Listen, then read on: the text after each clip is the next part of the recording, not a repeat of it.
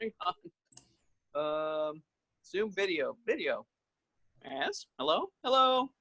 Hello. Hello. I'm in my living room. Hey, everybody. Welcome, welcome. Hello. Hey, great to see everybody. We're going to get rolling here in a little bit. Where's my mom? Decided to call right now. Oh, Jim. All right, I'm going to keep running around and clean up my house.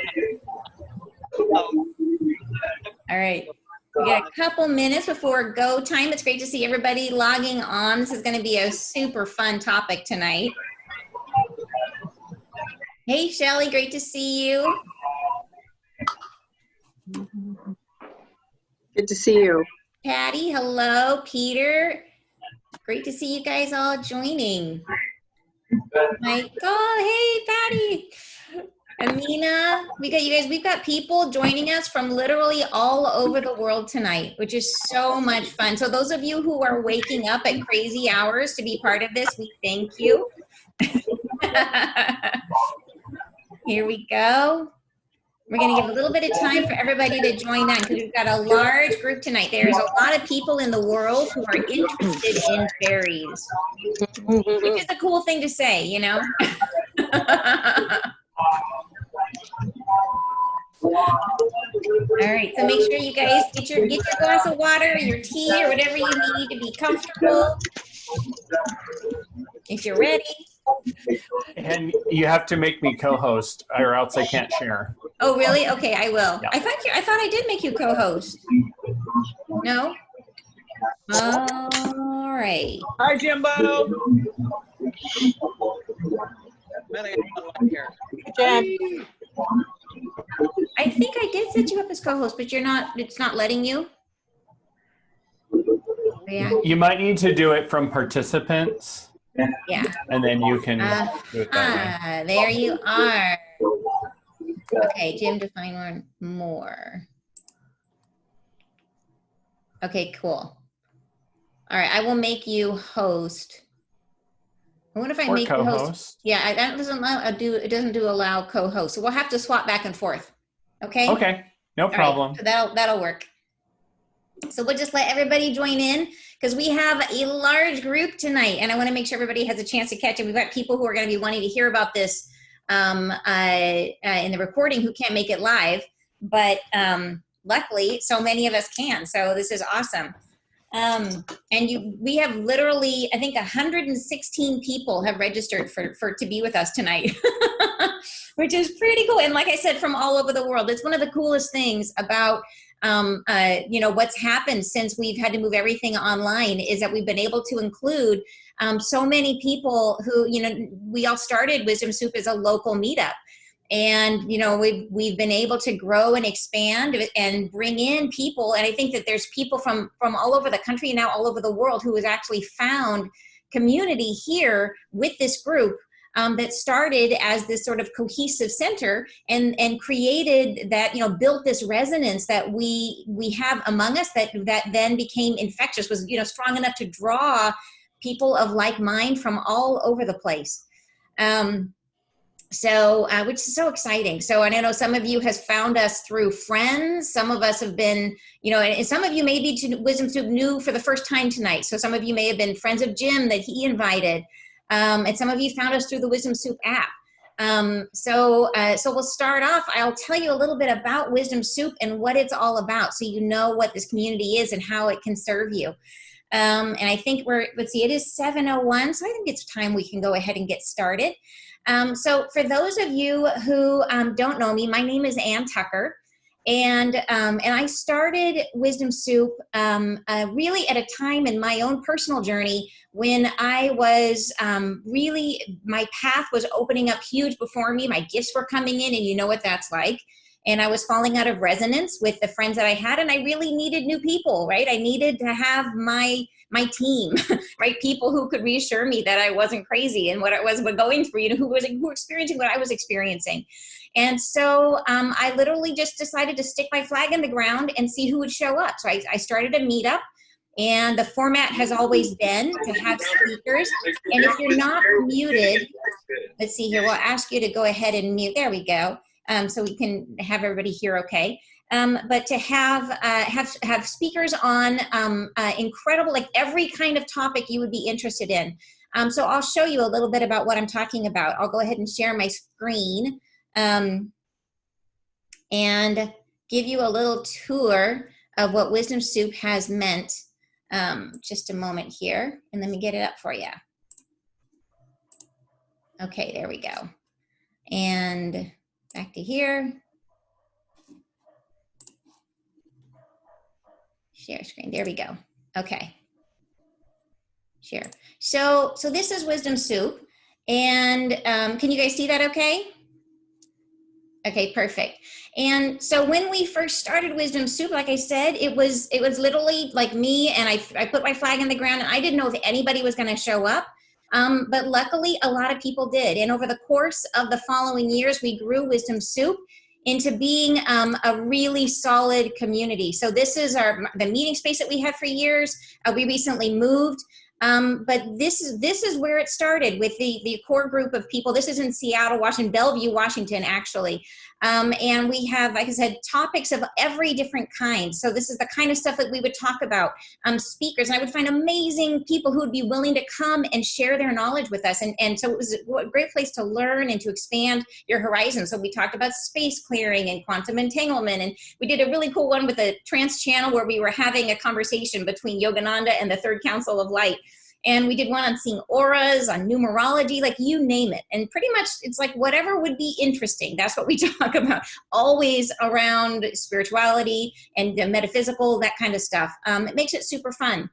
And we found over the years, so we've been doing this now, it's over 3 years that we've been getting together and growing, and people have found really deep, lasting friendships through this community. So it's really broadened out, and there's been other communities that have grown as a result of people connecting through here. People have been met the people that they've learned from through here. Incredible healings have happened. Sort of meetings that were destined to happen have happened through Wisdom Soup. We've grown to include the Wisdom Soup app, which many of you are here because of being part of the Wisdom Soup app. And this is something that's, I'm afraid it's only in the US right now, but it is on the iPhone or on Android. And it's a place where you can find some of these healers and coaches that are available, and you can actually book sessions with them right through the apps. These are all people that I personally know that are amazing at what they do. And Jim, our speaker tonight, is on there. One of the other things that we have done is hosted really big events twice a year. Twice we've done it so far, so 2 years in a row, and they were so much fun. The first one we focused on expanding your gifts, and the second one was a full healing retreat. And at these events, people would come in and they'd be able to experience. We had what we called the experience zone, where we had all these different healing modalities, and you could sample and try and see what worked for you. And then we'd had speakers from, again, all different types of topics, things that would be really, really inspiring. The whole goal of this whole community is really about supporting you on your journey, helping you to connect to your gifts and to connect to Source, and to find the community that you need to support you in your growth. So that's what this has been all about. It's been a busy three plus years now, 3.5 years. And so with the change, with COVID and everything else, and having to go online, we had already started before that going online, where we would have our local meetup, but we would open up and broadcast remotely, and we had people joining from all over the place. And now this transitioning to an online format has been easy and wonderful. That it's been people, like I said, who continue to be able to connect.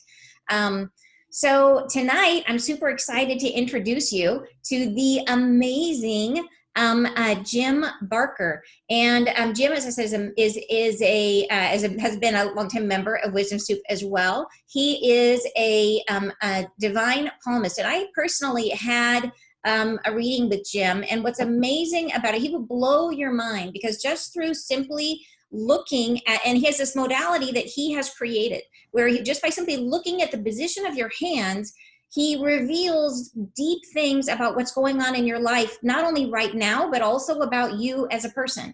So it really takes it to a new level, and his story of how he created this modality is kind of mind blowing. But tonight he's sharing with us one of his personal passions, which is about fairies. When I thought about who knows about fairies, the first person that comes to mind is Jim. So he's got a lot to share, and not only that, but you are going to love him because he's just so much fun and infectious. So I will go ahead and turn it over to Jim. And let me go ahead and make you a host. Hold on, I gotta find you in the list here. One moment, Jim. J. It's under J. Looking. I'll just type it in. There we go. Okay, you're on. All right, let's see. Oh, yay, it's working. Welcome, everyone, to Wisdom Soup. I'm so excited that you're here. This is going to be a super fun experience for everybody, and it's limited time, so we're going to jump right in to the realm of the Fae. Who's ready? Are you ready? Wave your hands if you're ready. We'll just see everyone. Yes. Okay, good. Here we go. Share the screen. Welcome to Discovering the Faerie Realm, Doorways to Imagination. I am so excited to share this with you. So let's start by talking about what the what fairies are. I think that's an important conversation before we even begin. What we think of fairies, I think a lot of time as Tinkerbell, right? So wave your hands. Actually, I'm going to stop sharing so I can see everyone on the screens. Wave your hands if you think of a fairy kind of like a Tinkerbell. It's one of the things that I think of, right? But there's more to fairies and the realm of the Fae or a fairy than just the Tinkerbell idea.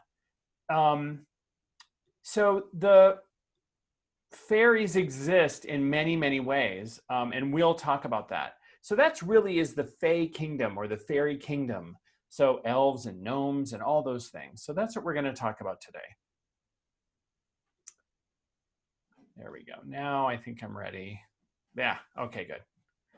Let's look in that realm. Let's look at some modern interpretations of fairy.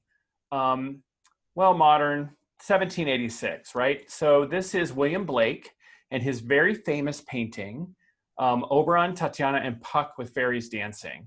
And this is, again, obviously from a reference to Shakespeare and his Midsummer Night Dream and his description of the king and queen of the fairies. We have image from 1857 by Georges Picard, Fils d'Ance. I can't pronounce French very well. So in these two photos, they're not photos, photos of paintings.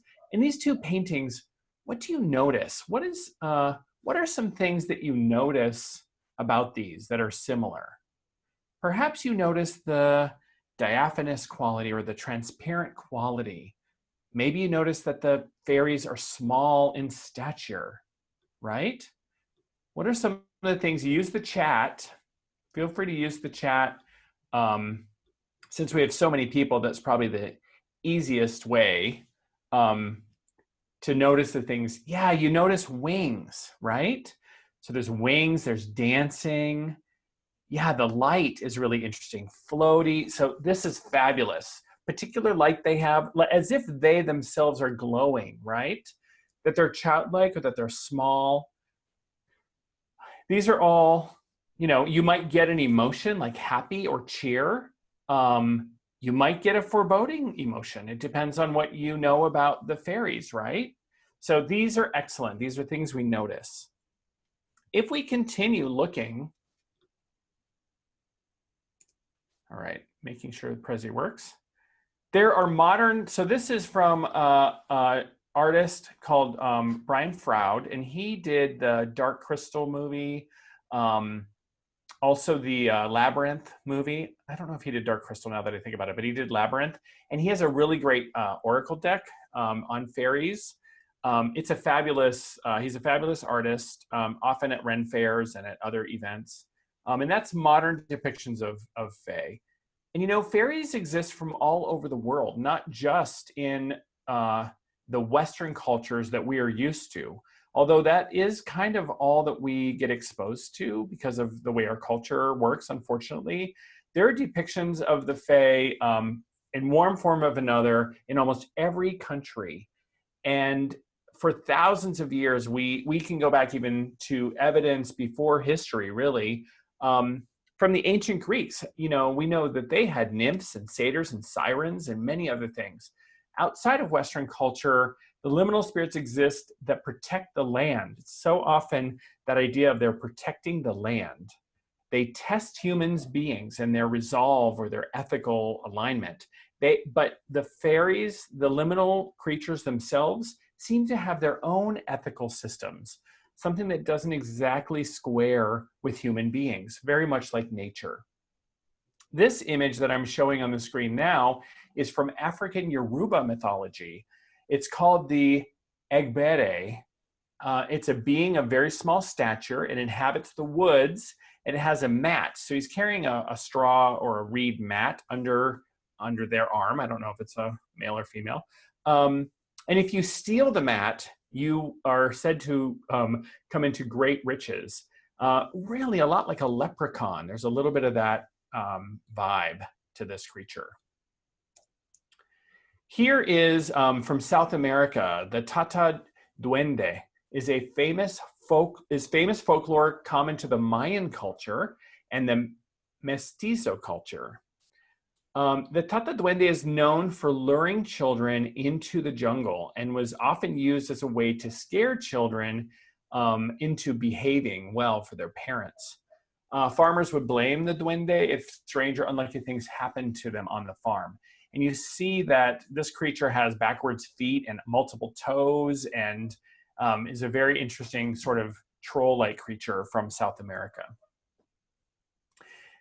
In Africa, we also have this beautiful idea called the Aziza. And these are a beneficent supernatural race in West Africa. It's very much in currently what is Benin. It was the Dahomey tribe there that had these ideas mostly. They live in the forest. They provide good magic for humans. They're known to have given practical and spiritual knowledge to the people, like how to use fire.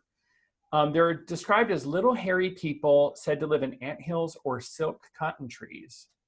So I think these are really interesting that I wanted to focus on South America and Africa because we often don't see the depictions of those types of fae here in North America.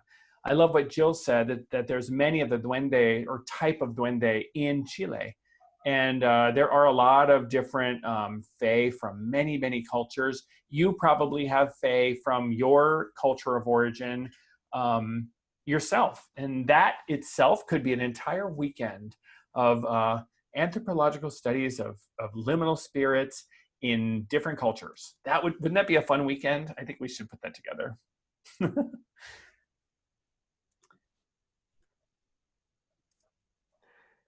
So the Fae are depicted in art and folk tales, but really we experience them in nature, out in the open. For the purposes of today's presentation, the Fae are all of the things I've listed here and more, right? So fairies, gnomes, pixies, divas, sprites, elves, trolls, and other unnamed entities that live half in and half out of this world. Gwendolyn said she would go to my weekend intensive on fairies. I would go too. I guess so, if I'm hosting it, right?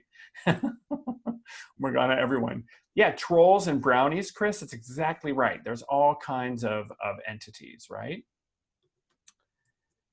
So this is a fairy ring. It is a ring of mushrooms that, it's funny how sometimes mushrooms will grow in rings. And this one is a very large mushroom ring. It has to have been undisturbed for a long time in order to get this form. Or is it seeded by fairies? It's said that when fairies dance the circle round, that mushrooms grow from below the ground. This is in Germany. in German folklore, Northern European folklore, mothers warn their children against crossing the ring or standing anywhere in the circle of a fairy ring, lest the fairies steal you away. Anyone want to do that right now? I'm kidding, but not really.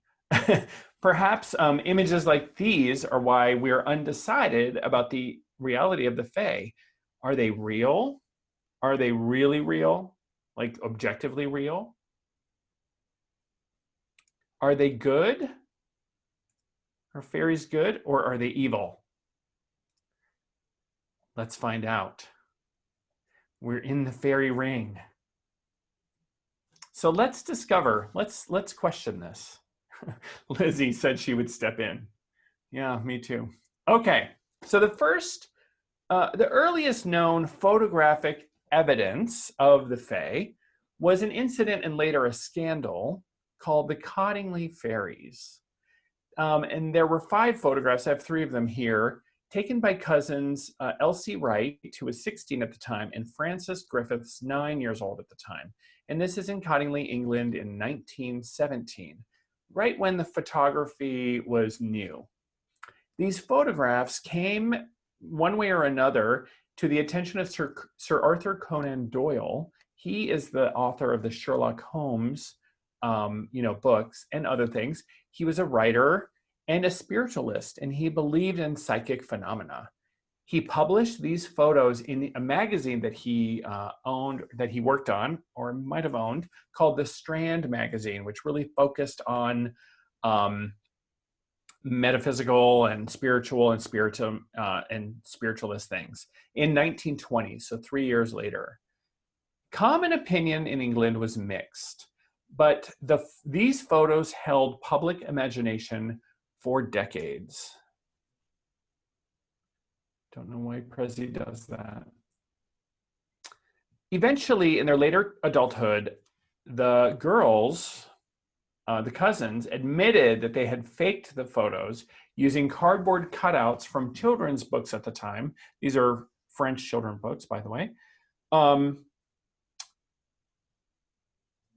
But Frances, the one cousin, maintained that the final photo was genuine. And they both maintained that they truly had seen fairies in those Cottingley woods, but these images were the best way they had to share their experience with others. It was very interesting. Poet W.B. Yeats, who has a Nobel laureate in literature, I found out, came into contact with the Theosophists in the 1800s, and then he was in the Order of the Golden Dawn. He began to experiment with magic. And according to his friend D.A. McManus, Yeats firmly believed in the objective reality of the creatures. And you can see that in his writing, as he says, "Come, fairies, take me out of this dull world, for I would ride with you upon the wind and dance upon the mountains like a flame." I think we can all relate to this statement when we saw that fairy ring, or many of us could.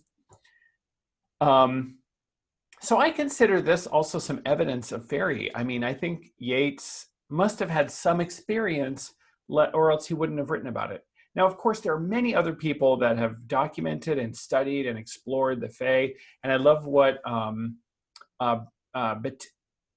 Bettina said in the chat, that Steiner investigated fairies and nature spirits, and there's many, many others who have done that. I'm just giving a few examples here.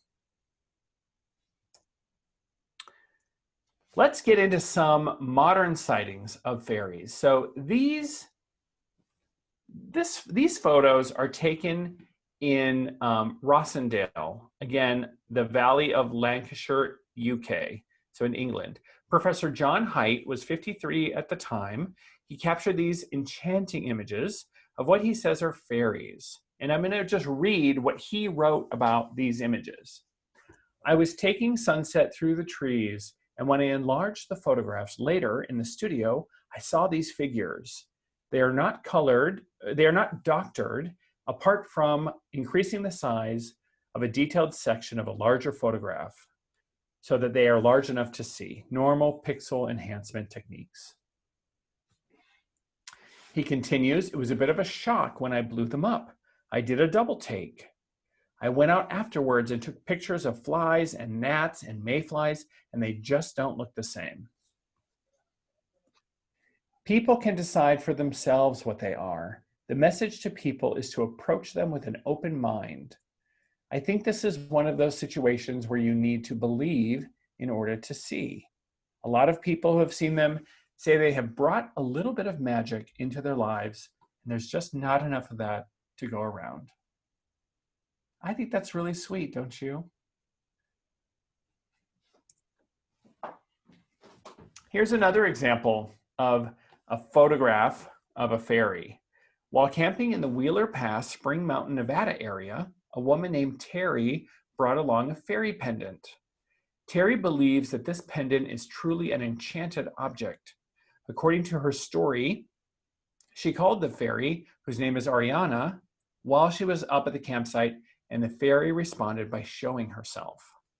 And I think that that's really an interesting image, that you would take a photo and this thing on the ground would reflect in that way. What do you all think of these photos? Anyone? It's okay if you think that they're odd or, I don't know, that's probably something else. That's okay. Allow yourself to have both sides of your brain working at the same time. I'm glad you haven't seen these before. I've done this talk so many times. I'm like, you've all seen this, but I'm glad you're into this. Okay, here's another one. This one's very cool. This was taken in the winter time in Wisconsin. So if anyone has been in Wisconsin or the Midwest, especially the northern Midwest in the winter, it is snow. It is like a snowy wasteland. And so this guy, he took this photo and he accidentally left the flash off. So this is a photo of the snowfall in the moonlight. It was in the evening with the flash off. And he realized it and then took another photo with the flash on, and it was just a normal photo of the snow. But when he looked at this image, he was so surprised to see this. How could this image be there? It's not a reflection of light, and he could not explain it. And so it's this evidence of, Fae. So it's very cool. This one's amazing. So this is a Oregon couple. They live in Western Oregon. I know them. I met them. They're amazing people. And so this is at their cabin in the Belknap Hot Springs. This is what they said. Here are the pictures of Elder Hill and Light That Listens. So one of them is named Elder Hill and the other is named Light That Listens. They have both been with us for several years as allies and friends. These pictures were taken in a darkened cabin at the Belknap Hot Springs. After a soak, Bridget and I took a nap. When we woke up, this is what greeted us. Isn't that amazing? I think these are just very cool that you would see these images in the light that's on the wall. They told me that they don't always see them, that they only show up sometimes. And I think that's very, very interesting. And yeah, Gwendolyn, exactly, very special, I think. All right, here's a woman in Australia. In 2006, March 2006, she captured this photo, which it looks like vegetation. She is very cool because she believes that fairies hide. And so she takes pictures of foliage and then she outlines the fairies that she sees hiding in the foliage. She says this quick little sentence, fairies seem to be a bit like chameleons. And like many creatures, they blend into their environment for a reason. So I know you want to see that again. Here's without the outlining. And here's with the outlining. I mean, I looked at this photo. I still am amazed by this photo. That the two fairies on the far right with their hats and one with his arm around the other. It's just amazing. So I think this is a very cool photo. Here is a photograph from, and I'm going to mispronounce things, I don't know. the site of a 1,000-year-old monastery and even more ancient woods and meadows. And so this is what the author, the person that took this photo, says. The sun on the rain soaked greenery and trees, and it was incredibly lovely. We walked in silence and wonder through the magical scenery, and I said a quiet hello to the elementals. Then, peeking out from behind a tree was a fairy. Dee Dee and I stopped, watching the small colored lights that twinkled around the fairy and marveling at the wonder of it all. I quietly asked for permission to take its picture. Glendalough, thank you. Oh, I'm so glad I have an Irish person in the audience. I asked for permission to take its picture. Aiming my camera in the direction I had last seen movement, I snapped several frames, then moved down the path, snapping every once and again to take a few more photos. When I looked at my photos that evening, I was thrilled to discover that I had a picture of what I truly believe is a fairy. A photo taken seconds before shows nothing, as does the photo taken a short time after. There was nothing near the site that could possibly reflect to create the image. But I don't need a photograph to prove the existence of fairies. I have known that since I was 4 years old. What the experience did for me was to remind me of how very little we see sometimes if we don't take the time to look. That's by Catherine Harwig in November of 2012. Cool, right? How about this one? Oh, that's a picture of a keg party I was at. Just a bunch of guys drinking beer, right? What's in the tree? What is that? I don't have any other explanation for this photo except, ah! To be in this photo and to not know that there's some creature up in the tree behind you. Woo. All right, how about some videos? These are videos, I know, OMG. These are videos that I've taken. So I'm gonna share with you videos from my personal experience of the Fae. And I'm excited to do this with you. I might have to mute it because I think the conversation in the background kind of takes away from it. Oh no, it's good. Do you see it? Do you see the fairy, the Tinkerbell type of purple light that illuminates her? I'll show you again. Comes up along the side of her face and illuminates her from the other side. It's above her head. Then it comes down and it really illuminates her neck and her face. I have no explanation. So I took this video. This was at, she did not see it. No one saw the image themselves. It was only captured when I happened to be taking a photo. I only saw it on video, that's right. And sure, maybe it's lens flare from the flames behind her, except that I don't know why it illuminates the wrong side of her face and why it illuminates her neck. It's just remarkable to me for some reason. But I'll show you another one. This is one of my teachers. Actually, that's my husband in the background. And this is my primary spiritual teacher for many years. And again, this is at summer solstice. And there it's back. And this fairy dances around her. And she was someone who taught me how to work with fairies. She taught me how to use the Fae. The little wings that are sometimes visible on that fairy are just outrageously cool. And yeah, it just keeps moving, you know, randomly. Stops there on her crown chakra and just kind of then, yeah, it's interesting. And she's saying things like, they're all around us, I see them. And then it goes up, and that's it. Fascinating, right? I was blown away. Oh, thanks YouTube for all the suggestions.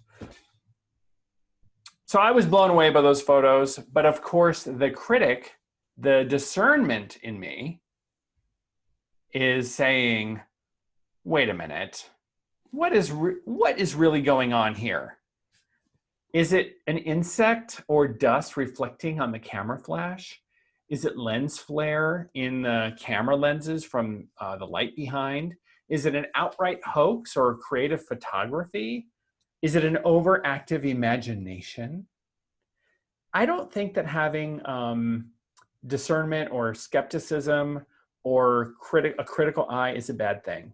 I think it's actually important for us not to fall hook, line, and sinker for whatever snake oil salesman shows up. I think it's really important to have a balance between our grounded experience and the magic that's a possibility. So we're gonna toy with that a little bit now. Let's talk about something called pareidolia. Pareidolia is a psychological phenomenon involving a vague and random stimulus, like an image or a sound, being perceived as significant. Common examples include seeing images of animals or faces in clouds, the man in the moon, or the moon rabbit, or hearing hidden messages on records when they're played in reverse. So I want to know what you see. This is an orchid, but what do you see here? Perhaps you see why this is called the monkey orchid. That's right, Mama Gaia, she knows it. The monkey orchid. It has another name called the naked hanging man. So, I mean, I think it's hilarious that we see this orchid flower as a human figure, right? It's very cool. By the way, these, Mama Gaia, I'm glad you know this orchid. Its range is in Europe, Mediterranean, Russia, Asia Minor, and Iran. It's a very cool orchid. I really want one. Here is an image of a rock in Kazakhstan. It is called Baba Yaga rock. Tell me if you see the profile of the old lady. So perhaps this is her cap and her hair. Maybe you see her nose and her toothless mouth and her chin. Here's her eye, this profile of Baba Yaga. Really cool, right? I love it. Yay, Baba Yaga, exactly. So this is in Kazakhstan, so of course they would call it Baba Yaga rock.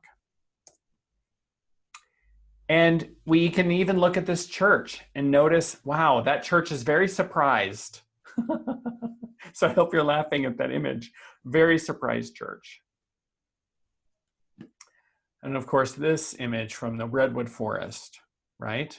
The old man in the redwood tree. Just a beautiful, a gorgeous image. I think this picture is probably one of my favorite photos in my whole presentation. I just think it's just divine. Let's look at some quotes from some people. I believe in everything until it's disproved. So I believe in fairies, the myths, dragons, it all exists, even if it's in your mind. Who's to say that dreams and nightmares aren't as real as the here and now? There you go, is an amazing quote from an amazing artist, right? Oh, please, if you have photos and they should be in this presentation, like Trevor mentions in the chat, yeah, send them to me. I would love that. Here's another quote from a scientist. Imagination is more important than knowledge. I mean, this is Einstein. Imagination is more important than knowledge. For knowledge is limited to all we now know and understand, while imagination embraces the entire world and all there ever will be to know and understand. Wow, that's amazing, right? There's another quote by Nikola Tesla. If anyone knows that quote, the day science begins to understand the non-physical phenomena, it will make more progress in 1 decade than in all the previous centuries of its existence. Amazing. You know, it's these scientists, especially this quote by Einstein, really tells us something about the role of imagination and why it's so important. So I want to read you an excerpt of a story.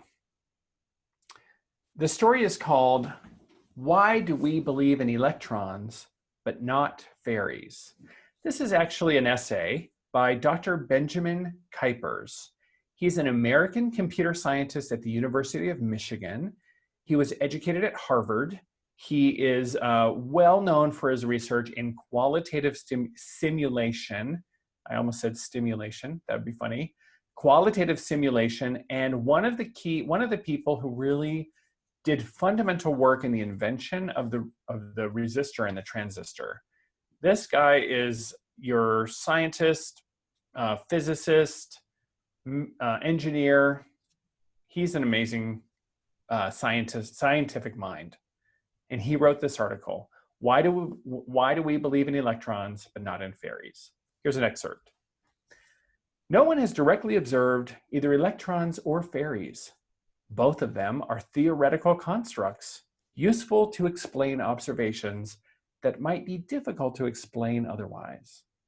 The theory of fairies can actually explain a lot more things than the theory of electrons. So why do we believe in electrons and not fairies? Is the issue a political one, where the electron fans got the upper hand in the 19th century? So by the 20th century, the fairy fans were scorned and persecuted minority? Or have we proved for sure that fairies don't exist? No to both. The real difference is that for electrons, we have accumulated a set of quite narrow and specific rules about how electrons will behave under various circumstances. Those rules let us make very specific predictions about electron behavior and about the observations that will result. If those predictions don't come true, we know that either we didn't set up the circumstances correctly or there is something wrong with the rules. But over many decades, we've repeatedly fixed problems with the rules. So now we can make really good predictions about electrons, especially in certain highly contrived circumstances, i.e. circuits. Fairies, he writes, are much more free. A fairy does what it decides to do. We haven't been able to find any useful rules for predicting how a fairy will behave under particular circumstances, or even for telling when a fairy has been involved in a particular observation. At least I don't know of any rules, but I stand ready for correction on this. Over many, many decades, it has not been possible for people to try out pretty good sets of fairy prediction rules, find out where they make mistakes, and replace them with better sets of rules. Now, it's always possible that there really are fairies. Well, for us, we know that's possible, right? But the theory of electrons has been far more successful because it makes testable predictions. Because it doesn't make testable predictions, the theory of fairies has not enjoyed the same process of incremental improvement. So we have light bulbs and microprocessors and the internet all based on electrons, and we don't have fairy light bulbs, fairy microprocessors, and the fairy internet. Can you imagine how, never mind. The scientific method is an amazing procedure for incrementally improving certain kinds of theories, those that make testable predictions. A theory, here's the punchline, a theory that does not make testable predictions could still be true, but it doesn't participate in the scientific method. There are people who believe that the only truths are scientific truths, but this is essentially a religious faith on their part. The article goes on, but that's an excerpt. I think it's amazing that a scientist would write that. And this is really what's true is we cannot disprove the existence of fairies. There's no way to prove that something can't exist or doesn't exist. It is a really amazing idea that people who are very logical, rational thinkers would basically come to this place of imagination is important. We can't prove that fairies don't exist or spirituality doesn't exist. Perhaps we just haven't discovered it yet, as Nikola Tesla talks about. People are asking for that link, and I would be happy to put it. I'll put the link if anyone is on Facebook, in the event. I'll post it there. Perhaps we can find another place to post this as well. We're recording this and we can put it on YouTube. And so perhaps we can put it on the YouTube and the link there as well. All right, so, oops. I need to, hold on one second, having a technical problem. So, if fairies are real, if fairies were real, then what? What would that mean? What would it mean if fairies were real? What could we do? Wow, we could do a lot of things, right? We could, and this is where I'll tell you the story, my story that I put in Facebook. A lady that we would call our grandma, even though she wasn't in the neighborhood, would babysit us. And she had that coffee table book of gnomes, which I actually have downstairs. I should have brought it up for this. And I remember looking at that gnome book. Who had that gnome book? Tell me in the chat. And it's like this anthropological study of gnomes. And I would page through it, and their little houses were diagrammed, and their little clothes, and what they ate, and what their predators were. They were always afraid of the cat. And it was fascinating. And as a little kid, I would then walk around looking down at the ground and underneath trees and bushes. And I would think to myself, if I were a gnome, where would I live? And I was like, oh, I want to live inside a chain link fence, so that if there's a cat, I could be on one side of the chain link fence and then go through to the other side, and the cat would have to jump over. Yes, Naked Gnomes are in that book. It's pretty awesome. Anyway, I loved that book. It was so fascinating. So that inspired me, and I would look for the fairies. I would look for gnomes all over. We didn't have a culture. Adine has joined us, and she is from a culture where she was taught fairies, and she's commented in the chat. I was not taught about fairies except in fairy tales. It wasn't really part of our culture in North America, at least for me. So pretty awesome. So if fairies were real, what could we do? Like a child, there was no end of creativity. I love miniatures and dollhouses and the technical aspects. I would build forts. I would build miniature houses. My artistic creativity went through the roof after reading that book. So that's what I think is one of the things that is available, is creativity. How do we make a place for that creativity in our lives?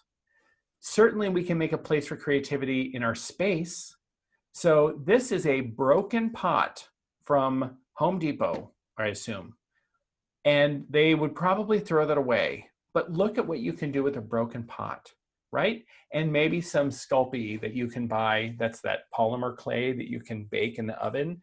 You can make little doors and paint them, and they sort of hold the soil in place. And then plant your moss and your succulents and isn't that the coolest idea? And the broken pot actually looks amazing. You could even make moss grow along the edge of that broken pot by mixing some of the moss and blending it with yogurt or milk, and you can dab it on there and the moss will grow. It's a Martha Stewart trick on how to grow moss on terracotta pots. Here's another example of the same thing. This is using a second pot that's broken. So you can put two pots together, and then if you just line it with succulents and moss and little things and put a little house in there, which are easy to find. You can even find these miniatures sometimes at Goodwill or Value Village or Little Dollhouse. I just think that that's the coolest thing. Kimberly said in the chat, brownies are a type of fairy and elf. Yeah. Brownies are pretty cool. They're very helpful, but there's a trick with brownies. Do you know what it is? What do they ask for? Anyway, I'll let you answer that. Here's another example. So this is in Japan. So when I was in Japan, I would see this. These are spirit houses, and they're really for ancestors. There is this idea of these creatures. You see little dogs and rabbits and animals. In Japan, everything has a kami, everything has a spirit. It has, even like the sweet potato you're about to eat, it has an energy and a consciousness. And so these spirit houses are really important in Japanese Shinto tradition. And they are so much like fairy houses. They're miniature, they're small, they're to the nature spirits. There's these liminal sort of animist idea within the culture there. Very, very cool. Don't give brownies new clothes. You know the story. That's right. Here is one outside of a friend's house. So this is with natural materials. It's all, except for maybe the ribbons, a shell, a bunch of shells, some moss has grown around, and out of wood, driftwood or found wood, just make a little place, a little fairy house, a place for fairy offering. Here's a cute one out in the woods. It's just a stump with a little tiny branch or part of a branch with a tiny little bowl of water and an incense stick. Here's another one. I love this, around a tree. And this is just stones and rocks and all kinds of things around the base of a tree. And in the holes in the tree, put little offerings. Why do this? Why create a space in your yard or around your house for the Fae? What a wonderful place to go and leave offerings. What a great way to initiate a relationship with the fairy, with the fairy realm. To ask, not to ask like an ATM machine, but to initiate a relationship and a partnership, because they can do things that you can't. I think it's just a marvelous way to get to know the Fae that are around your home. Perhaps some people are already having experiences with Fae in their life. This is a way to work with them instead of having them bother you.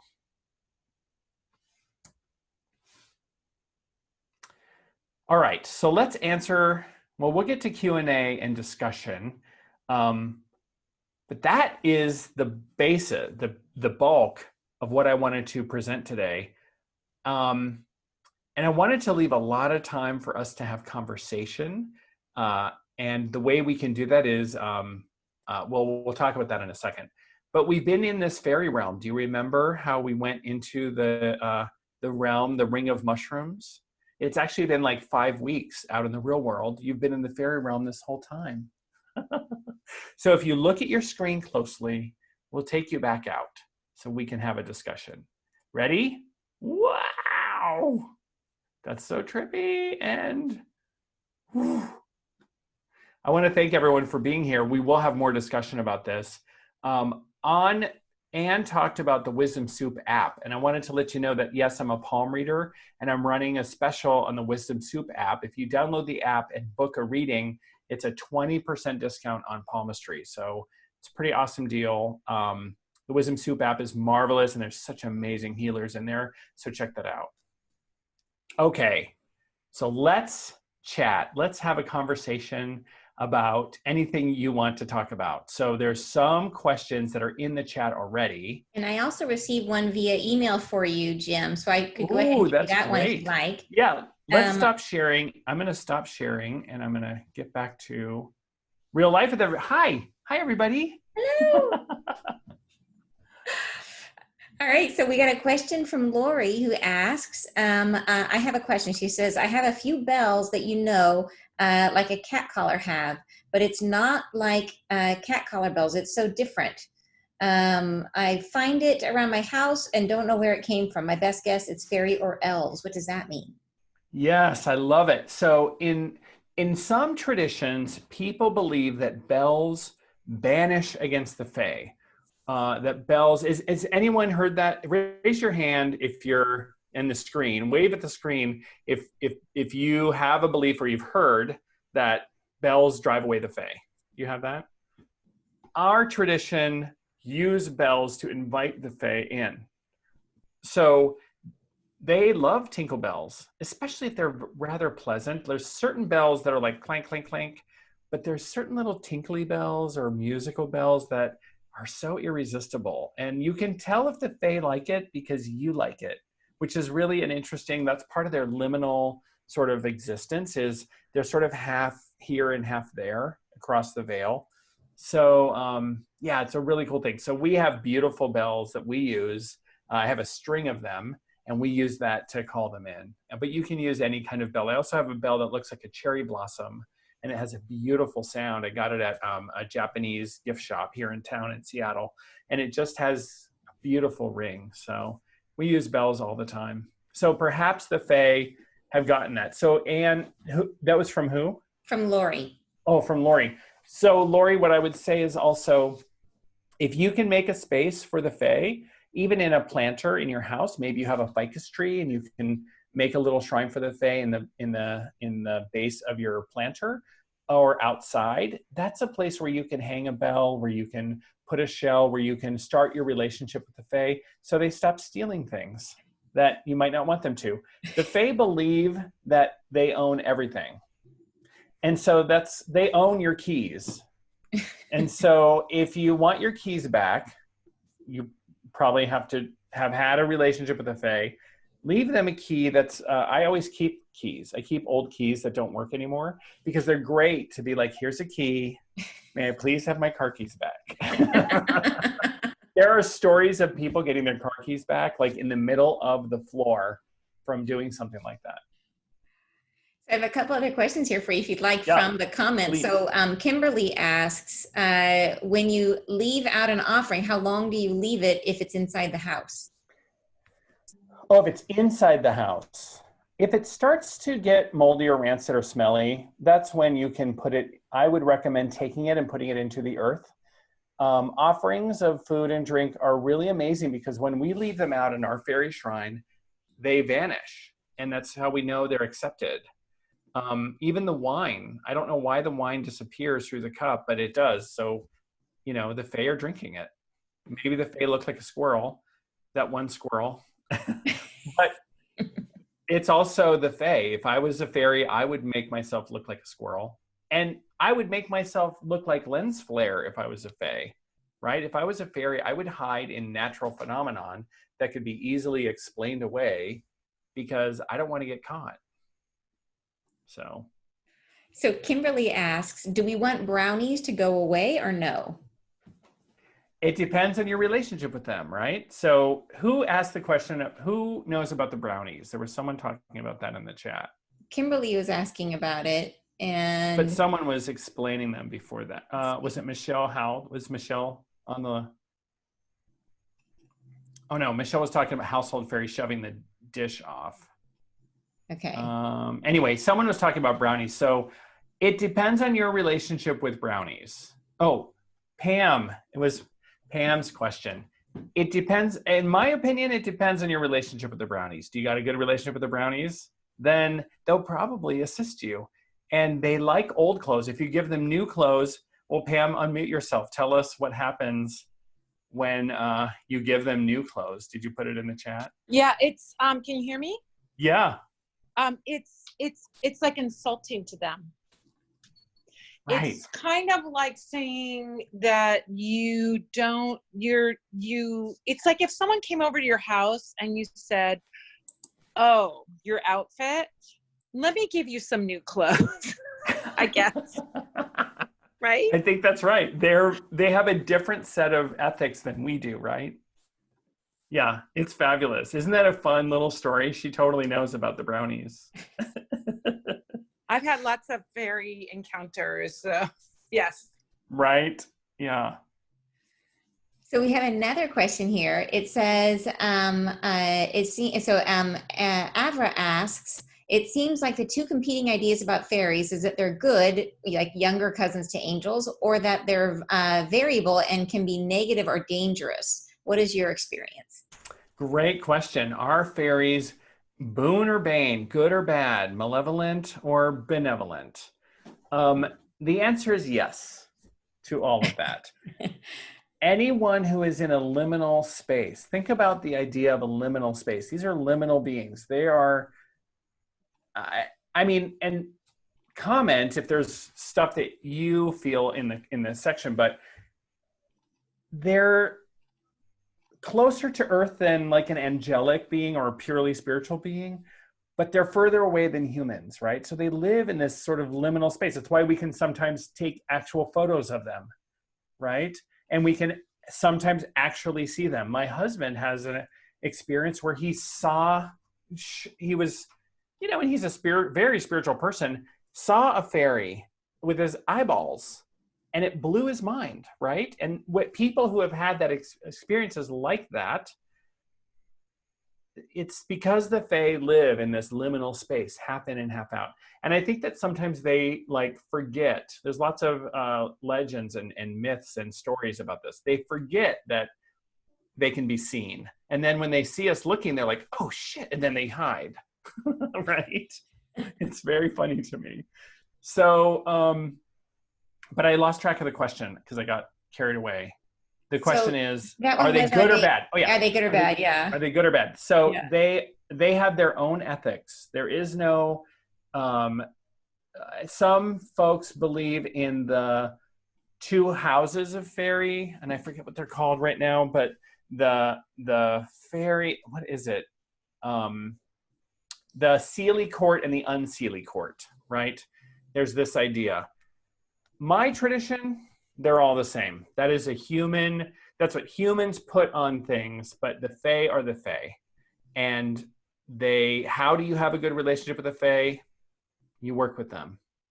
In fact, there's a really great story called Housing Trouble that is a great example. To find that short story called Housing Trouble is an excellent way to learn how to work with the Fae. It's a lesson that I give my students on understanding the Fae. We ask them to read that. So a couple of people have asked about contracts. Here, Mama Gina says, I've heard stories about accepting bones and you are under contract. What are fairy contracts? Yeah, so that's an area that I'm not super familiar with. It is really something that you should intuit with the Fae that are in your life. There are fairy, I guess I should say, there are fairy contracts. In fact, Pamela Moore, who was just unmuted herself and was chatting, has had an experience of of the Fae asking you to do something, right? So by raising your hands of the people visible, who's had a fairy or a Fae creature ask them to do something? Has anyone ever had that happen? Yeah, so there are sometimes these things where there's a request. Sometimes a request is not a request, it's a demand. So that's my experience with that. I think that people can get themselves into a fairy contract, or they can make a contract with the Fae, but I don't know if it happens necessarily. It just depends.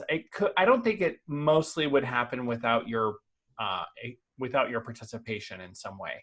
And I don't believe in this thing. I don't have the experience of the Fae being so malevolent with if I leave a certain thing or if I give them my name. You know, those are fun things, you know, to muse about. But in my own magical reality, I've never experienced the Fae doing that type of thing unwillingly. I think that other people have had other experiences, but that is, you know, I think of this empowered relationship, building a relationship with the Fae is a really good thing. Because if there is a malevolent Fae, if someone comes over and there's a bad vibe with them, the Fae will be like, that's crappy energy in our house, and they'll help you sweep it out. So Michael asked, what's your take on asking the Fae for help for yourself or someone else? Yeah, I'm down with it if you've created a relationship with them. So this gets into the, and everyone's gonna nod right now, right? Using spirituality or using the Fae like a cosmic ATM machine is that's not a good idea, right? It's not a good idea. So you can't just, I've seen people, magical practitioners, take a bottle of wine out to a field and ask for good weather and dump the wine into the field. And I'm like, okay, do you have a relationship with the Fae? Have you built a shrine? That's the middle of the field.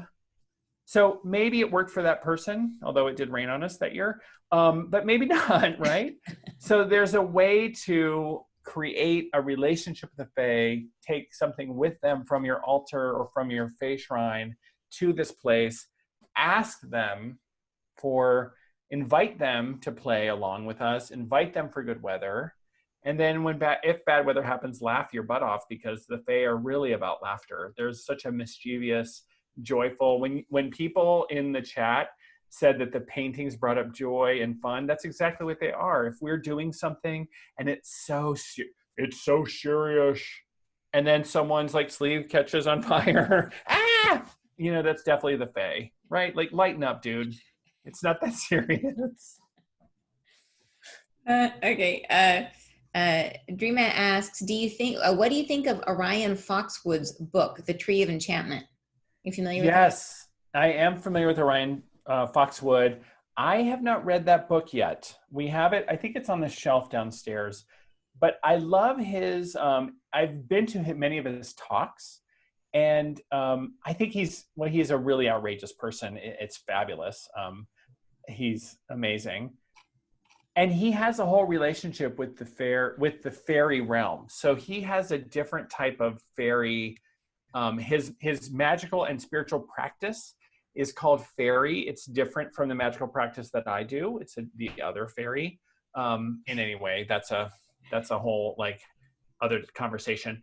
But he has a whole relationship with how he works with the Fae, and I love it. I think it's really cool.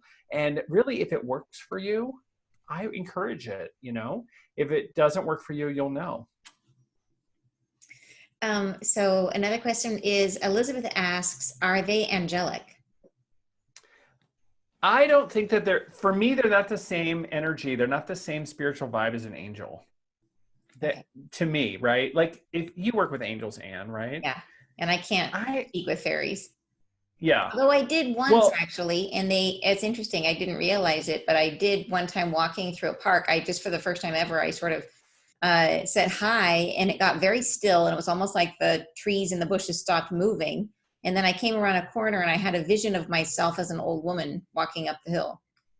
That's cool. Yeah, it was actually. That's very earthy. Like, there's something about that feels earthy. So I feel like when I get angelic energy, it's like, whoa, right? Yeah. And when I get like Fae energy, it's like joy. It's like laughter in my belly, and it comes up here, or it's something earthy to me. Yeah. So that's how I experience it. Okay, so Susan Sinclair asks, who is the author for Housing Trouble? Oh, let me get that for you. Hold on. I'm going to, hold on. I need to find it. Hey, Chris, Kate, do you remember who the author is? Sorry. Oh, she doesn't remember. Okay. I see people that I know, so I'm like, I'll look it up. Keep asking other questions. Okay. So Trevor asks, I was taught that when the Fae left our realm, they left 4 objects to remind us of the connection between our realms. 3 are lost to time, and 1 is a stone still standing in Europe today. I think maybe the lost ones were a door and a sword. Do you know more about that story and what the 4 objects might be? I don't. I'm so sorry. I don't know that story, but that's amazing. Yeah, it's pretty cool. Oh, I sent that to you, Anne, and I meant to send it to everyone. Okay. I found the story, and I put the link in the chat. It's by Henry Kuttner, Kuttner. It's called Housing Problem. It is a fabulous story. Everyone should read it. You will laugh, you will cry. It's excellent. So Kimberly asks, how would they go about making a request or demand? How do you know? I have a regular spiritual practice of meditation, and I sit in my shrine. So if you want to know and create a relationship with the fairies, that's how they're going to ask you. I suppose that if you're a non-spiritual, I don't know how many non-spiritual people have gotten like the Fae, like showing up and knocking on the door and being like, hey, give me $20 or whatever, right? That's like thug Fae. But most people who are spiritual, I would assume most of the people on this call, on this Zoom, are somewhat spiritual in some way.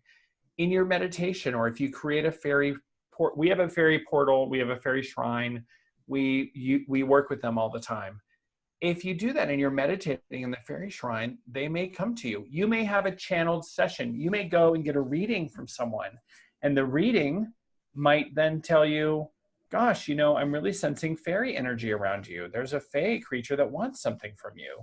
I don't know, how have other people You could even like momentarily unmute yourself, but is there actually use the raise hand feature, because then we'll see the little blue hand and I can unmute you. But who has an experience of when the Fae have requested something from you? That a short story about that. Anyone? Oh, Jackie has one. Okay, Jackie. Oops, unmute. Oh, I can't seem to unmute. All right. her. Hi.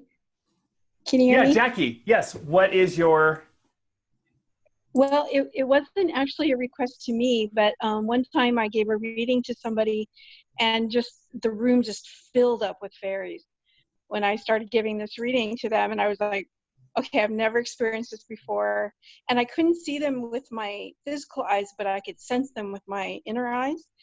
And they had requests for the person who is getting the reading. So they will make requests whenever, in whatever way they can find a channel to make requests. I think other folks have experienced something similar, right? And when the Fae, make requests like that, that's a perfect example of how you can get a request through a reading. Yeah. So we had a question, and this one actually, I think, I know that maybe Bettina would be able to add some of her experience here. Bettina, are you available?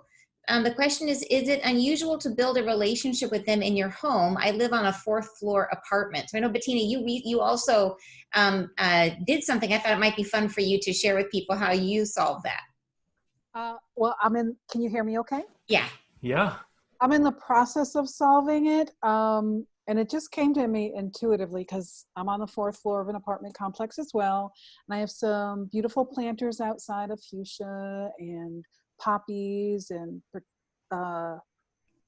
petunias and some lavender. And actually I reached out to Anne because I was like, I want to build a fairy house. So she put me in touch with Jim, and I just started to investigate. Like I'm looking at things that I already have in my house, which actually I have some in front of me. I have like stones from Sedona, things that I picked up at beaches to help lay some of the foundation. I already bought some moss. I'm looking for some twigs, and I'm gonna put it out on my 4th floor balcony to just provide some housing to some fairies that I'd like to be in communication with. And part of the reason why is Anne has done readings for me, and it seems that fairies seem to show up a lot and they're tingly and I feel it and I get lightheaded. So I just wanted to do something for that realm. So I hope that helps. Awesome. Thank you. Jim, would you add anything? It's a perfect example for what I did when I lived in an apartment. I had a big ficus tree, and in the bottom of the ficus tree, I put some moss and I put little glass stones and hung ribbons from the plant, little light ribbons that weren't tightly, tied. And it was my fairy portal, my little fairy shrine. And you can put, I love Goodwill. Everyone go to Goodwill or Value Village and find a little corner, one of those little corner wooden from the 70s with a little shelf, maybe has a mirror. You can decorate that with paint pens and glitter. You can use that and just put a little purple and sparkles. Why am I wearing this today? This is really the fairy type of vibe, right? Is like I get. They love sparkles. They love purple. Our candle, when we call the Fae or when we work with them, is always purple. So you can, don't spend a lot of money. I love that you're using stuff from around your house. That is genius and exactly right. How many of us have collected, I'm going to grab them, the handful of stones that just are collected from whatever someone gives you a little, gift or whatever. Yeah, those can go in a little pattern and you can create that. You can create a planter out of a tray. You can go and get an old tray, put a little bit of dirt, some moss from Home Depot, the cheap moss, it'll grow fast, Scotch moss, put a little dollhouse on there. It can just be a tray, like a planter, but it's on a tray. You can use a bowl. You can use anything that will hold even a shallow something. You can go all out and get like a $500 bonsai if you want. Right? It doesn't mean that that there would be better fae that show up, though. You know, it's your relationship with them that matters. And as you have that relationship with them, they will be able to have a way to like speak to you. Awesome. Is that inspiring to people? I wrote an article about this one time in a paper called Widdershins here in Seattle years ago. And I talked about all the different ways an apartment dwelling person can create a fairy shrine and a fairy altar with things you can find or inexpensively obtain. Totally cool. They love natural things, so don't shy away from that. Sheila asked, and Sheila, you actually probably should answer this yourself because, so Sheila has had some interesting experience. Could you share your experience with Yeah, Sheila's experience is amazing.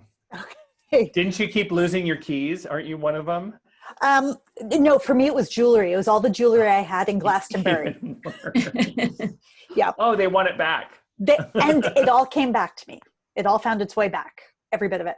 But no, mine was when in Glastonbury and being called up the hill, or in Tintinjau, and feeling in the earth this summoning and being pulled up this hill. And I was walking with friends and they were like, oh, we're going to sit. And I'm like, I can't stop. And I kept moving up and up and up.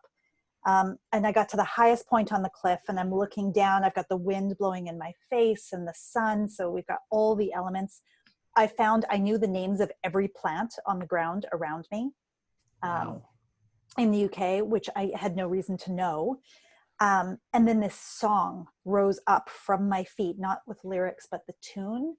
And I couldn't help it. Like it just poured out of my mouth. And so I considered this, and Jim, I ran this by you at one point. I think that was like a claiming, like I've always had this healthy respect for the Fae, where I'm like, I think you're great and I know you're out there, but I don't dare have a conversation. But it feels like that's an invitation into a relationship, right? Yeah. Okay. And I think that like, because we have a little bit of this fear about the Fae, that we're reticent to maybe create a relationship with them. But this is what I was encouraging you to do, was set up a shrine and show them, the respect, maybe give them offerings, maybe show some of that. And that's a way to build the relationship and understand it. But continue, you were going to say something else. Well, no, I was going to say just that I'm still, it's funny because the fact that I still ask the question and I do feel the Fae, and it's almost like I don't know what to ask of them. And we did have an experience when we were little with this wasp's nest, and my daughter Emily and I went out and she was like, hey mommy, what's this in the tree that she climbed in all the time? I was like, get down out of the tree.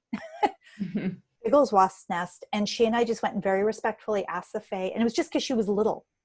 And this came up to me. I'd never done this before. We put 3 white stones on a tree branch and just asked them very sweetly, could you please relocate this nest? Because otherwise we're going to bring in chemicals and spray and it's going to be bad for everybody. And the next day it was gone. It was severed in half. The bottom was fallen and it was vacated entirely. Wow. So even with these things, I feel like I'm a good example of this healthy respect / fear of, I kind of don't know what to do with this relationship. Yeah, well, so that is a great question. What to do with your relationship with the Fae. So you've created a relationship with the Fae. Like Sheila, you've put stones and shells in your backyard on this tree. Around this tree, you put those 3 stones on the branch. What do you do with that relationship with the Fae? I love this question, and I think everyone on the call could answer, besides me as well, right? What could you do with a creature who can bridge the liminal space? What's possible? I actually want to hear you all with suggestions, either in the chat or, say it, right? So Gwen says, let them show up or play with them. Yeah, what do you mean play with them? Could they inspire you and give you psychic visions, right? They could work like a spirit guide. Absolutely, right? Could they help with some sort of wisdom or some sort of insight when you need it? Michael says, don't put his knife nearby in a stump before enter circle. Oh, put your knife in a nearby stump. before you enter circle. Do you mean any magical circle, or do you mean a fairy circle, Michael? I'm curious about that. There's a lot of things you could do with a relationship with the Fae. Here's what they did for me. They are like my muse. They inspire art. If I let myself be guided by the Fae, I kind of get into a trance. Wow, I can do all kinds of stuff. Mm. What I'm feeling too is the bubbliness of them, right? Like the effervescence and delight now that I'm feeling into it. Yeah. They, I love what Gwendolyn says. They can be used a little bit like a dowsing rod or like a pendulum. Can they guide you to something that you need or a place that you need, that you're looking for, right? Very cool. The wisdom they have, right? Yeah. Gwen, obviously you work with the Fae. I didn't know that about you. So Mama Gina asks, what are some like best book recommendations? What would you say? Yeah, you know what's funny is there are short stories that I really love about the Fae. As far as a book that really talks about them, I'm a fan of Victor and Cora Anderson's work. So that's kind of where I get a lot of sort of my my information from, or my orientation from. And then I've really only suggested to my students to read a couple of different stories. One of them is Housing Problem by Henry Cutter. The other one is, because I'll tell you what really, where did I learn about the Fae? In fairy tales and in folklore, right? Yeah. And so I'm sure that there are really great, I mean, I love reading the research, like people's discoveries of the Fae. I love reading about them in folktales, in folklore, like the story I told you. Hey, I lost my train of thought. So these are things that I think are really, and ultimately it's about your lived experience with them, right? So Michael's in the chat and he's talking about where he lives. So Michael is one of the custodians of a beautiful amount of acreage in rural Oregon called Finnan. And on Finnan, there are all kinds of, it's a very magical place. It's run by magical people. It's the magical campground you have been looking for. And so they have camping sites and they rent them out for events and festivals, and it's absolutely magical. And there's these circles and there's a fairy garden and fairy shrines and all this cool stuff. So that when he says at Finnan, they feel very elementally oriented. So he's talking about this idea that there's this earth, air, fire, water elements that, pull the Fae. So it's a very cool thing. So when you're in tune with it, you're in tune with the land. I think that's the biggest thing. How do you get in tune with the space where you live, the land that you're on? What are the native spirits that are here, that were here with the Duwamish people before we, occupied this land, or our ancestors did, right? So that's another amazing thing to imagine, is what are the Fae that are here in North America? They're not the same as what are in Glastonbury. That's a really good lead into the next question, which is fairy energy related to coyote energy? So I think that, I don't know coyote energy, I'm not native, but from the little bit that I understand it, it seems similar to me, because coyote can be that trickster element from my understanding, right? And so I think that Fae often occur very similar to, they occur as animals, they occur as rocks or mushrooms or, trees sometimes. So they can take that form on. And I think that there is some sort of relationship or feeling, like the green man is a little bit of that trickster, or, Gwen is even saying like full energy. And so I think there's some of that for me that I could understand that. And so that's a great example of like native indigenous sort of tradition here that sort of like plays into, and the native people in North America have their own liminal spirits that are very much like Fae, different from sort of the deification. It's another animist culture, right? Yeah. This next question is very interesting. Michael asks, he says, the fairies asked for permission to come into our home at the end of last year. Why would they ask to do that? Then I had dreams of meeting the fairy queen. In the dream, the fairies all danced with amazing choreography. Having fun was definitely their agenda. Also, the queen in the dream was a guy in drag, honestly. Well, he was a fairy, right? What'd you call me? I think that's a fabulous story. I mean, letting the Fae asking to come in is such an amazingly positive sign. I mean, don't you think that that's an awesome sign? Oh, a yeah. signal? For sure. That's some polite Fae.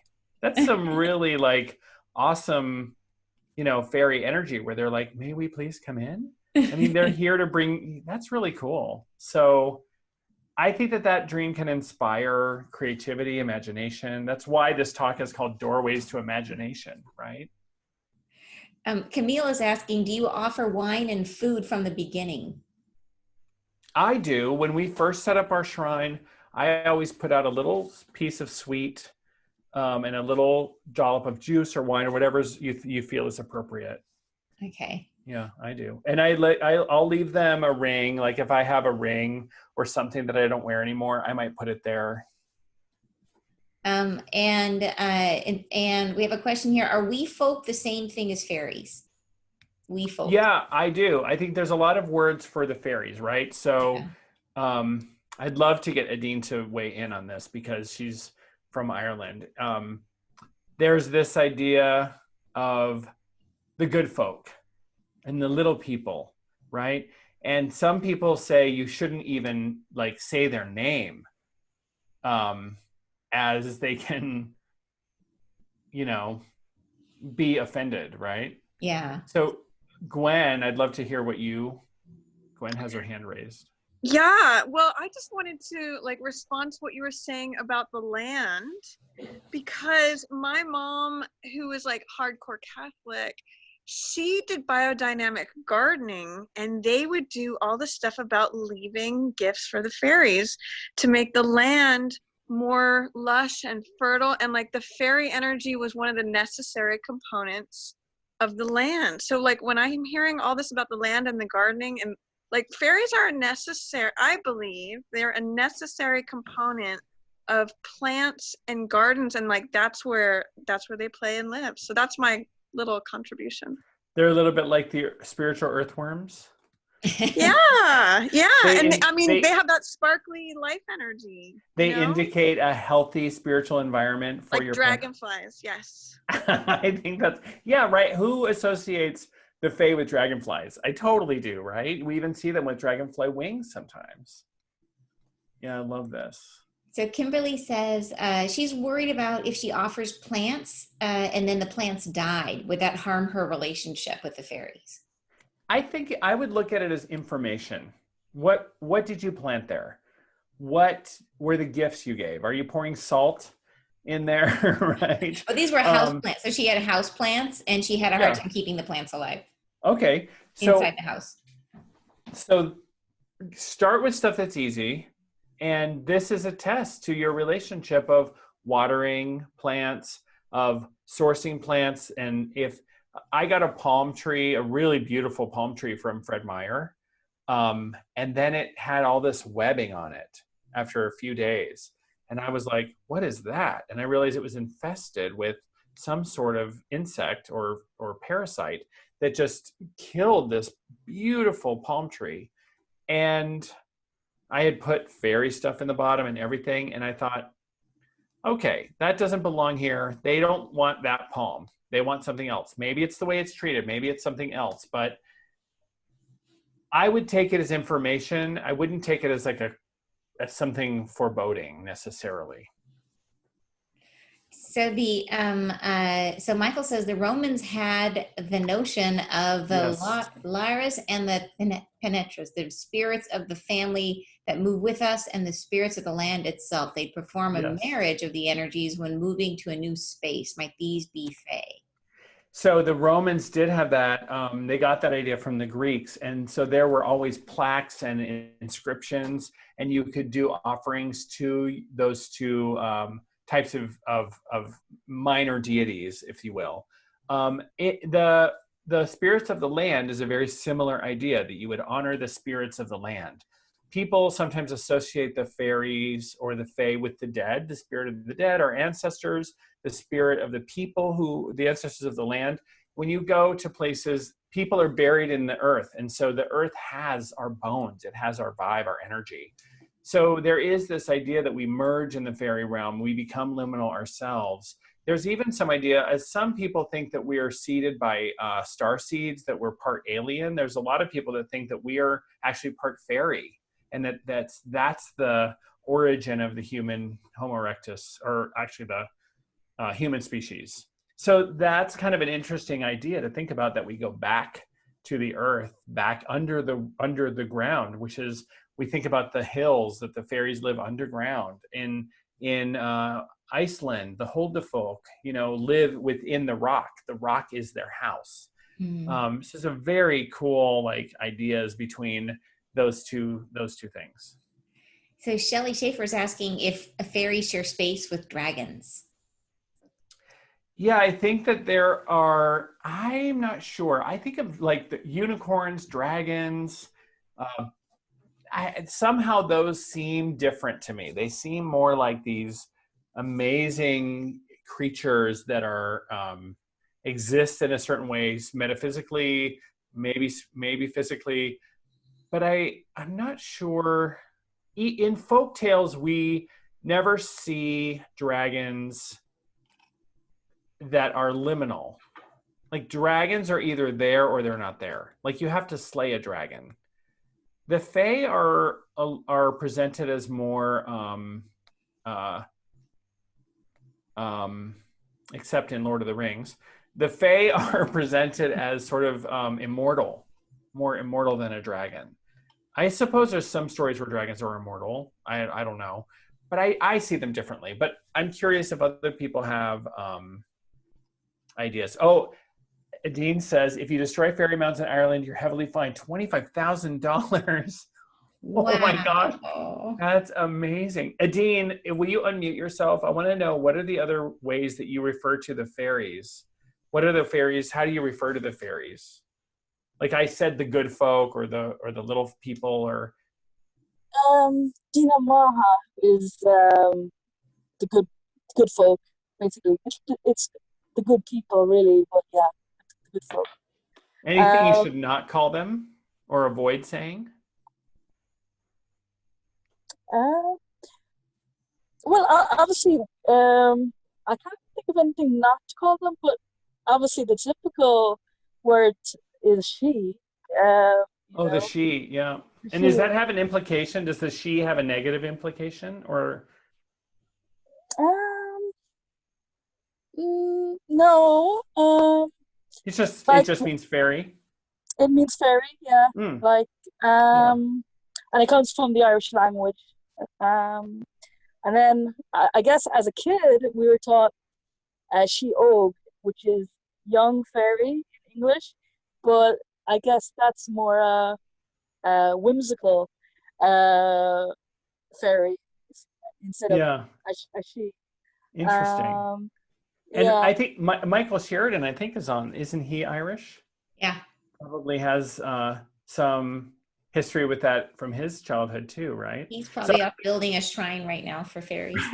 A lot of the folklore we get in the United States on fairies comes from Ireland. A lot of that is sort of dominated by Northern European and Ireland. So it's fun to hear Adine and Michael Sheridan talk about it. Like a banshee is, in English, it's a woman fairy. Right. So we have a lot of folklore as well.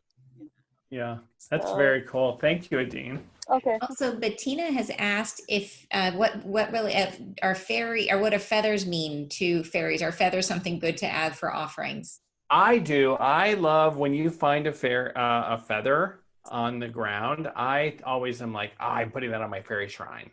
Okay. So, yeah, I do that. Oh my God, the chat is so rich. We need to save that chat. I know, it's awesome. You're recording it, so it'll be there. It'll be all there. Wow, that is some great stuff. Oh, for sure. And Jacqueline is offering a fairy story. Jacqueline, did you want to share that? Oh yeah, please. Are you still with us, Jacqueline? Jacqueline dresses as a fairy. She's amazing. She's a fairy herself, I think. I feel like the tree spirits, which I feel are similar to the fairies, are asking me to write a book about fairies and trees. I'm in the process. But my story is, a lot of times when I'm hiking, I'll like try to communicate with the fairies, and they like say, oh, go off the path to this very sacred spot. And I start walking in there. It's so beautiful and the energy is so amazing. And then I always see trash. And it's like the fairies are like, would you please pick up this trash for us? We can't do that. So I'm like, Wow. do that. You're That's so cool. What a great I thing. love That it. could be an offering to fairies, is picking up trash, doing it intentionally. they I can't love that. move the trash. Yeah. Oh, Jacqueline, that is a genius. Oh, the Fae are so smart. Yeah. Oh my gosh. That's really cool. Okay, and then another person is asking, will the recording be available to those that missed this tonight? Yeah, it'll be on the Wisdom Soup. I put the link in the chat, but it'll be on the Wisdom Soup YouTube channel. So if you go to YouTube and you just search Wisdom Soup, it'll come up. And you'll see this, as well as lots of talks from past Wisdom Soup presentations, so on like some awesome topics. So it's just fun to browse and see if there's anything else that catches your imagination. This has been so much fun. Yeah, thanks so much. And Jim, this has just been amazing. I am like just amazed by some of those photos that you shared. I had no idea. Like, so cool. And it's really funny. Like, before this, I didn't really put two and two together about my own experience about walking to the park and like speaking to the fairies. And then, I mean, I should have connected the dots, but until now I'm like, oh, I bet you that was connected. So yeah, I Right. don't know if I was as much, and I've even done readings for people where I'm like, okay, it came through that they had, like Bettina's one of them. Bettina has fairy energy, and I did another woman, and I never really, like, I think I am much more of a, like, yeah, they're real. Pretty cool. Yeah. Well, and I love the whole, Morgana, you cracked me up. It is that whole idea of like the Fae live in this liminal space. They can't grab onto the trash. But they can inspire you to do it. Yes. Right? Yeah. Oh my gosh, that's just like, I love what she said. I thought you were referring to me as a palm reader. Hey, you have hands, come deal with this. But also, hey, you're a human, and you humans have made that mess also. Yeah. Right? Yeah, that's right. So taking responsibility for all of humanity rather than, that's not my trash, that's someone else's, right? Yeah. Yeah. Very cool. Oh, Trevor by the way, Trevor is in the comments. He is an amazing wood carver. I love how, so he says he has fairy carvings or fairy inspired designs. Yeah, so what do I have to say? What does it say here? It says, I haven't figured out how to do it without harming the tree or inviting man-made garbage. Anything you have to say on this? Fairy doors. I would like to set up a city. I think fairy doors are really great in a nook or cranny of a tree. I think that sometimes those are occupied. I think I've also seen them in the roots, or I've seen them leaned up against, a tree. What if you lean the door up against a tree, and then if it was taken by someone, it's sort of a gift to the universe, or it's sort of like the Fae took it. Yeah, I love that everyone is offering suggestions in the chat too, because on a wooden fence, on something else, right? Those sort of fairy portals can be anywhere. Someone said something about elves. I just will say two little quips before we have to leave. But so I didn't really believe in sort of negative Fae. I always sort of was like, nah, they're just whatever. And my husband has this thing, a few things. Don't eat blackberries after Samhain or after Halloween, because the puka spits on them. That's what he was taught as a kid, that you can eat blackberries, but don't eat them after Halloween because some creature called the puka spits on them. I don't know if anyone has ever heard that besides my husband, but that's a very funny thing. Another one he has is you have to take down your Christmas decorations by Candlemas. So Candlemas is Groundhog Day. You have to take down your Christmas decorations. Don't leave a wreath in your house after Groundhog Day, or you will get hobgoblins. And I'm like, you're so silly. And so there was a year when we were a little bit remiss in taking down, we took down the outside decorations and the tree and everything, but that wreath was hung way up on the wall, and it just sort of, we've kind of like, you don't see it after a while, you know, when you undecorate and your house looks so empty, and then you find that Christmas decoration that's been on your mantle and you're like, damn it. I just packed up all the boxes. So this wreath was still up there. I swear to you, Richard says we're going to get, I think we have hobgoblins because of that wreath. And I was downstairs and I heard pitter patter upstairs, and I went upstairs and there was nothing. We would hear murmuring in the other room, like a party's going on, like in the other room. And then we go in there and nothing. And the day that I heard stomp, stomp, stomp, stomp upstairs, and I went upstairs like, oh, Richard's home, and no one was there, I reached up and took that wreath and put it in the front yard. I don't know why I didn't do it sooner. So we definitely have an experience of hobgoblins. We tell that story. I know Chris Kate is laughing because she's heard this story so many times. Some of you have heard it.